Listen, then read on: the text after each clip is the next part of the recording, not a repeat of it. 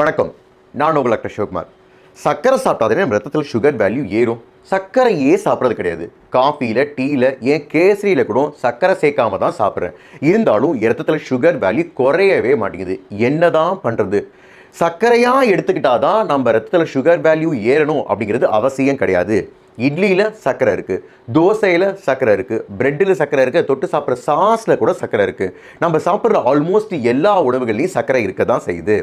இந்த வீடியோவில் எதை பற்றி பார்க்க போகிறோம் அப்படின்னா, நாம் அன்றாட சாப்பிடும் உணவுகளில் சில மாற்றங்கள் செய்கிறதுனால எப்படி நம்ம ரத்தத்தில் சுகர் வேல்யூவை சீராக மெயின்டைன் பண்ணுறது அப்படிங்கிறத பற்றி தான் பார்க்க போகிறோம்.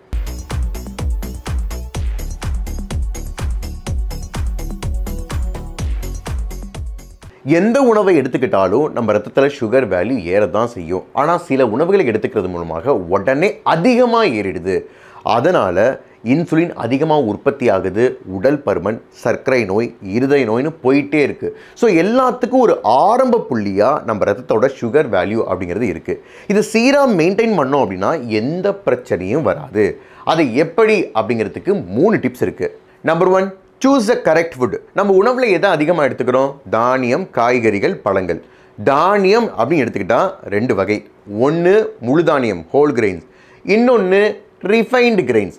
முழுதானியம் அப்படிங்கிறது ஒரு தானியத்தோட எல்லா பகுதியும் இருக்கும். அதாவது பிரான், எண்டோஸ்போம், ஜெர்ம் அப்படிங்கிற எல்லா பகுதியும் இருக்கும். இந்த பிரானையும் ஜெர்மையும் ரிமூவ் பண்ணால் வெறும் எண்டோஸ்போம் மட்டும் கிடைச்சிது அப்படின்னா அது ரிஃபைன்டு கிரெயின். அதனால தான் அது ரிஃபைன்டு கிரெயின் அப்படிங்கிறோம். முழுதானியத்துக்கு உதாரணம் சிறுதானியம், கோதுமை, சிகப்பரிசி, பழுப்பரிசி, அதாவது ப்ரௌன் ரைஸ். இந்த ரிஃபைன்டு கிரெயினுக்கு உதாரணம் ஒயிட் ரைஸ், அது நம்ம வெள்ளை அரிசி. இது ரெண்டுத்தில் முழுதானியம் எடுத்துக்கிறது சிறந்தது. ஏன்னா பிரானும் ஜெர்மும் அப்படியே இருக்கிறதுனால அதில் புரோட்டீனும் ஃபைபர்ஸும் ஜாஸ்தி. அதனால் முழுதானியம் எடுத்துக்கும் போது நம்ம ரத்தத்தில் சுகர் வேல்யூ உடனே ஏற்றாது. அதாவது கிளைசிமிக் இண்டெக்ஸ் அப்படிங்கிறது ரிஃபைன்டு கிரெயினோட கம்மி தான். சரி, முழுதானியத்தில் எது சார் சிறந்தது அப்படின்னா மில்லட்ஸ் தான், சிறுதானியம் தான். ஏன்னா சிறுதானியத்தில் ஆர்ஸ்னிக் அப்படிங்கிறது கிடையாது.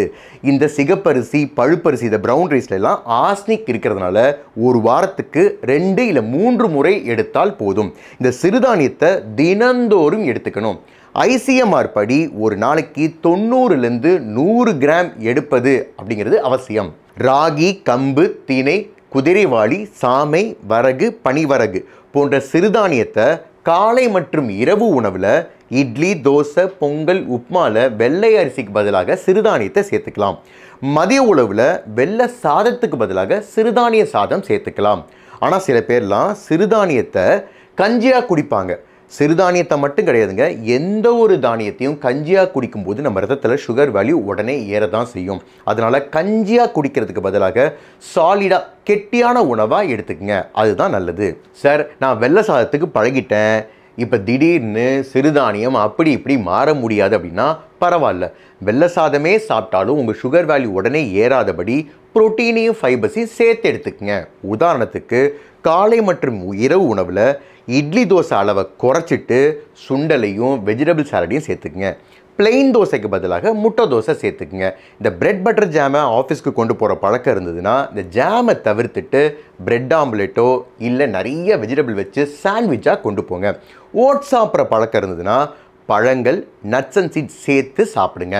மதிய உணவு சாப்பிடும்போது சாதம் அளவை கம்மி பண்ணிவிட்டு காய்கறிகள் அளவு, அதாவது கூட்டு பொரியல் அளவை அதிகமாக எடுத்துக்கங்க. சாம்பார் செய்யும்போது நிறைய பருப்பு போட்டு கெட்டியாக பண்ணுங்கள், ப்ரோட்டீன் நமக்கு அதிகமாக கிடைக்கும். ஸ்ட்ரிக்ட் வெஜிடேரியனாக இருந்தீங்க அப்படின்னா டோஃபு, பன்னீர், சோயா வெரைட்டிஸை சேர்த்துக்குங்க. நான் வெஜிடேரியனாக இருந்தீங்க அப்படின்னா முட்டை, மீன் வகைகள், சிக்கன் சேர்த்துக்குங்க.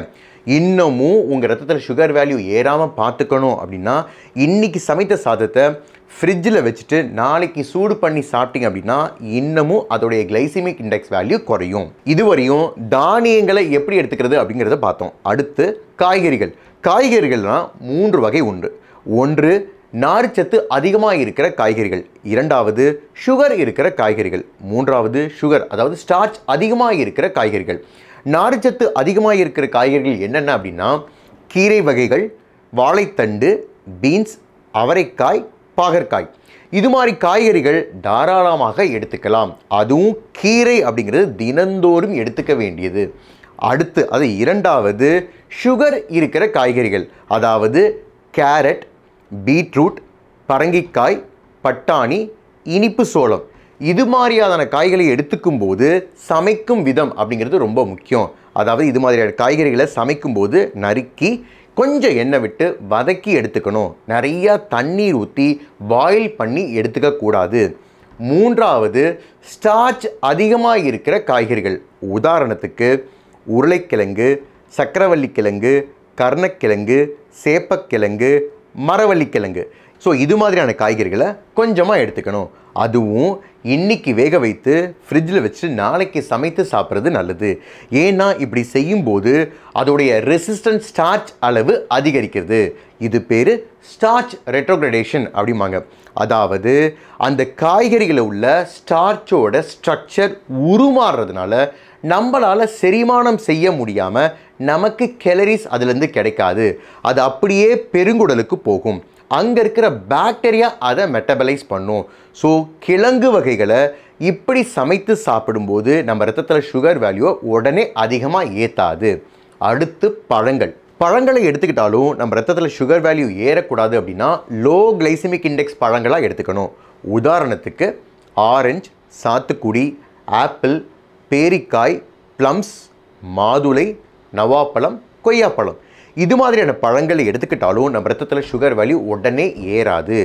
ஹை கிளைசிமிக் இண்டெக்ஸ் பழங்கள் என்னென்ன அப்படின்னா வாழைப்பழம், மாம்பழம், சப்போட்டா. இது மாதிரியான பழங்களை எடுத்துக்கும் போது ரொம்ப கனிந்த பழமாக எடுத்துக்காதீங்க. கொஞ்சம் காயாக எடுத்துக்கங்க. புரியலையே சார் அப்படின்னா உதாரணத்துக்கு வாழைப்பழம் எடுத்துக்கிறீங்க. வாழைப்பழம் கனிய அதோடைய சுகர் வேல்யூ ஜாஸ்தி ஆகிட்டே போயிட்டுருக்கும். அதனால் கொஞ்சம் காயாக எடுத்துக்கிறது நல்லது. இதோட ரொம்ப முக்கியமான பாயிண்ட் என்ன அப்படின்னா ஜூஸாகவோ உலர்ந்த பழமாகவோ எடுத்துக்கக்கூடாது. பழத்தை பழமாக தான் எடுத்துக்கணும். இதுவரையும் டிப் நம்பர் 1ல் தானியங்கள், காய்கறிகள், பழங்களை எடுத்துக்கிட்டாலும் நம்ம ரத்தத்தில் சுகர் வேல்யூ ஏறக்கூடாது அப்படின்னா என்னென்ன எடுத்துக்கணும், எப்படி எடுத்துக்கணும் அப்படிங்கிறத பார்த்தோம். அடுத்தது tip number 2, avoid added sugar food. நம்ம நினைக்கிற மாதிரி சுகர் அப்படிங்கிறது இனிப்பாக இருக்கிற சாக்லேட், பிஸ்கட், ஐஸ்கிரீமில் மட்டும் இல்லைங்க.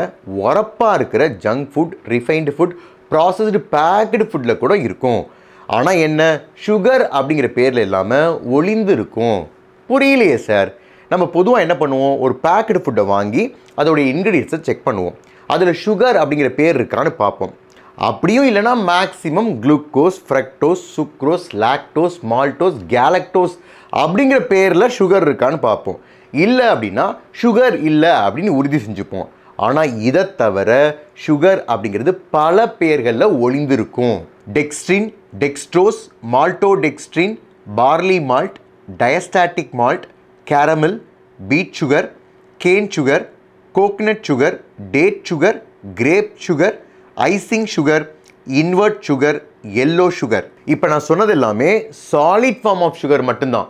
இதை தவிர லிக்விட் ஃபார்முக்கு வேறு வேறு பெயர்கள் இருக்குது. உதாரணத்துக்கு high fructose corn syrup, molasses, agave nectar, golden syrup, maple syrup, sorghum syrup, corn syrup, malt syrup, rice syrup.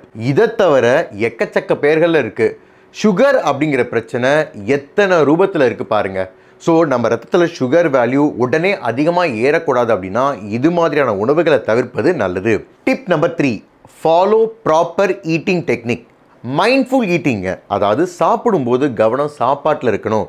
TV பார்த்துட்டோ cellphone பார்த்துட்டோ சாப்பிடக்கூடாது. சாப்பிட்ற உணவை நல்லா மெதுவாக சாப்பிடணும். எந்த வேலை சாப்பிடும்போதும் வயிறு முட்டை சாப்பிடாம முக்கால் வயிறு சாப்பிடணும்.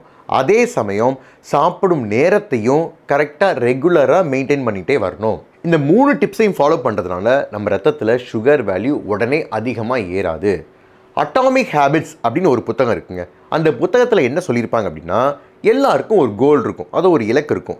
அந்த இலக்கில் கவனம் செலுத்தாமல் அந்த இலக்கை அடையிற ஸ்டெப்ஸில் கவனம் செலுத்தணும் அப்படின்னு சொல்லியிருப்பாங்க. அதே மாதிரி நோய்கள் அதுக்கு சிகிச்சை எடுக்காமல் அதுக்கு என்ன காரணம், மூல காரணம் என்ன, அதை தடுப்பது எப்படி அப்படிங்கிறத கவனம் செலுத்தணும். இந்த வீடியோ உங்களுக்கு பிடிச்சிருந்துச்சுன்னா லைக் பண்ணுங்கள், ஷேர் பண்ணுங்கள், சப்ஸ்கிரைப் பண்ணுங்கள். நன்றி, வணக்கம்.